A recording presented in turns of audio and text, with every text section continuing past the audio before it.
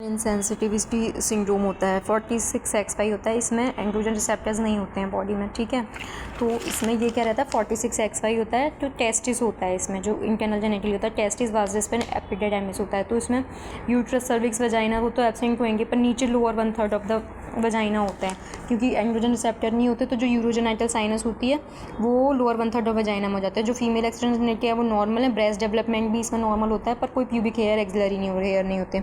Treatment का क्या है कि गोनाडोडेक्टमी हमें 18 साल तक बचा के करनी है, डिलेड टिलेटिनियस to permit breast development, HRT after gonadectomy, फिर वजाइनोप्लास्टी, ठीक है। तो इसमें क्या रहता है कि एंड्रोजन रिसेप्टर्स नहीं होते हैं बॉडी में। थिलार्की, एडिनार्की, ग्रोथ स्पर्क, मिनार्की। थिलार्की तो होती है, ठीक है, ब्रेस्ट तो होते हैं। एडिनार्की में स्कार्स, एडिनार्की में एक्सिलरी हेयर्स और प्यूबिक हेयर नहीं होते because of absence of androgen receptors. Androgen जो होते हैं वो ईस्ट्रोजन में एरोमेटाइज हो जाते हैं, तो ब्रेस्ट डेवलपमेंट होता है। ग्रोथ स्पर्ट नॉर्मल होती है। मिनार्की एब्सेंट है क्योंकि यूट्रस एब्सेंट है, ठीक है। Person should be considered as female. Chromosomal sex can be disclosed. Chances of malignancy रहते हैं इसमें, गोनाडोब्लास्टोमा, डिसजर्मिनोमा। तो और only exception to rule of early gonadectomy is testicular feminisation syndrome, ठीक है। Gonadectomy can be delayed till 18 years to permit the breast development and epiphyseal closure, ठीक है। HRT after gonadectomy देनी। Vaginoplasty can be done for blind vagina, ठीक है।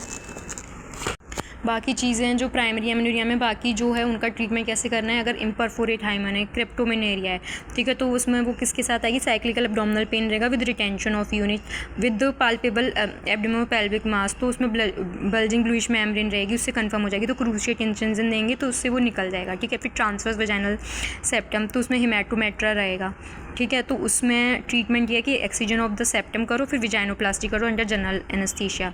तो इसको बोलते हैं Jeffcoate's pull through procedure can be done, ठीक है। अब आते हैं atresia of upper cervix vagina है, तो उसमें क्रिएशन ऑफ न्यू सर्विक्स होगा, विजाइनोप्लास्टी होगा।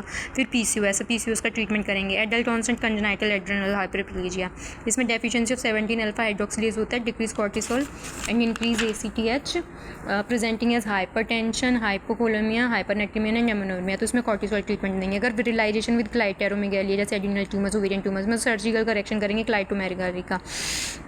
थायराइड डिसऑर्डर्स हैं तो हाइपोथायरॉइडिज्म, हाइपरथायरॉइडिज्म के हिसाब से ट्रीट करेंगे। प्रीमैच्योर ओवेरियन इनसफिशिएंसी तो इसमें HRT देंगे, ठीक है। कॉन्स्टिट्यूशनल डिले है, treatment of hypogonadotropic primary amenorrhoea, hypogonadotropic hypogonadism है। अगर सिर्फ कॉन्स्टिट्यूशनल डिले तो उसको रीअश्योरेंस देंगे कि वो 18 साल तक की एज के लिए आएगा। MRI करा लेंगे, GNRH, LHF, SHLV करा लेंगे। एनोरेक्सिया नर्वोसा, डाइटरी ट्रीटमेंट करेंगे, साइकेट्रिक ट्रीटमेंट देंगे, ठीक है। तो साइक्लिकल ईस्ट्रोजन प्रोजेस्टेरोन थेरेपी दे सकते हैं सेकेंडरी सेक्सुअल कैरेक्टर्स के लिए। HRT is continue till 50 years of age, ठीक है।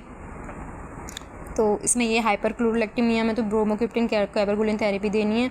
हाइपरथायरॉइडिज्म में प्रोपाइथायरोसिल, मैथिमाजोल। हाइपोथायरॉइडिज्म में L thyroxine. Juvenile diabetes is treated with insulin therapy. Premature ovarian failure में हार्मोनल रिप्लेसमेंट, ठीक है।